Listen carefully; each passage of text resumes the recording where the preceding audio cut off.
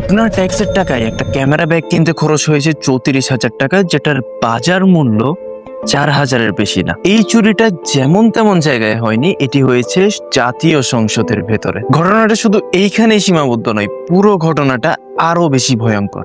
নতুন সংসদের ছবি তোলার জন্য 4টা ক্যামেরা আর কিছু সরঞ্জাম কিনতে খরচ দেখানো হয়েছে প্রায় 58,44,000 টাকা। অথচ বিশেষজ্ঞরা বলছেন এইসব জিনিসের বাজার মূল্য 20 লাখ টাকার বেশি হওয়ার কথা না। অর্থাৎ শুধু একটা কেনাকাটাতেই 38 লাখ টাকা হাওয়ায় মিলিয়ে গেছে। আবার সবচেয়ে অবাক করা বিষয় হচ্ছে ব্যাটারির দাম। 1,200 টাকার একটা রিচার্জেবল ব্যাটারি কেনা হয়েছে প্রায় 14,000 টাকায়। 10টা মেমোরি কার্ডের জন্য খরচ দেখানো হয়েছে 3,22,000 টাকা। সংসদে 20 বছর ধরে কাজ করছেন এমন ক্যামেরাম্যানও বলেছেন যে ওনার জীবনে এত অস্বাভাবিক কেনাকাটা উনি কখনোই দেখেননি। একদিকে 30 লাখ শিশু টিকার অভাবে মৃত্যুর কোলে ঢলে পড়ছেন, আর অন্যদিকে সরকারের আমলা মন্ত্রীরা জাস্ট একটা ক্যামেরার বিলে 38 লাখ টাকা হাওয়া করে দিচ্ছেন।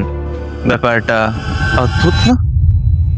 চুরিটা শুধু দামে সীমাবদ্ধ থাকেনি, টেন্ডারে স্পষ্ট বলা ছিল টেকসই এবং উচ্চমানের জাপানিজ নিকন ব্র্যান্ডের ক্যামেরা কিনতে হবে, কিন্তু কেনা হয়েছে সিম্পেক্স নামের অত্যন্ত সস্তা ব্র্যান্ডের নিম্নমানের সব সরঞ্জাম।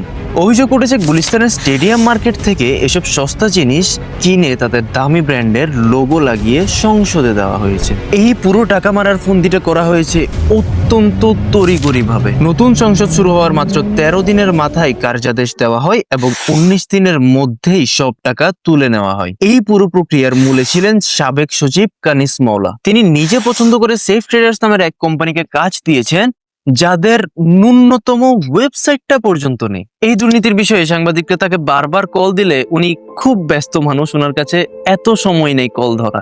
এইবার একটু ভেবে দেখুন তো, সরকারের আমলারা যেখানে 8 গুণ টাকা উড়াচ্ছেন ক্যামেরার পেছনে, সেখানে আমাদের দেশের অবস্থাটা আসলে কি? হাসপাতালের গুদামে 10টি মারাত্মক রোগের টিকার মজুদ শূন্য হয়ে গিয়েছে। টিকার অভাবে প্রায় 30 লাখ শিশু এখন চরম স্বাস্থ্য ঝুঁকিতে। গত কয়েক মাসে হামের উপসর্গ নিয়ে 178 জন শিশু মারা গিয়েছে, অথচ আমাদের সরকারের কাছে শিশুদের জন্য টিকা কেনার টাকাই নেই। কিন্তু সচিব মন্ত্রীদের পকেট ভারী করার জন্য 58 লাখ টাকা ঠিকই আছে। দেশের মানুষ আজ 16 থেকে 18 ঘন্টা তেলের পাম্পে দাঁড়িয়ে হাহাকার করছে। জ্বালানি আর গ্যাসের দাম বাড়িয়ে সাধারণ মানুষের জীবন অতিষ্ঠ করে তোলা হয়েছে। অথচ এইসব আমলা মন্ত্রীরাই সংসদে বসে এখন আমাদেরকে নীতি নৈতিকতা শেখান। তারা আমাদেরকে শেখান কিভাবে আমরা দেশকে এগিয়ে নিয়ে যাব। এইভাবে এতগুলো টাকা মেরে দিয়ে আপনারা দেশকে এগিয়ে নিয়ে যাবেন?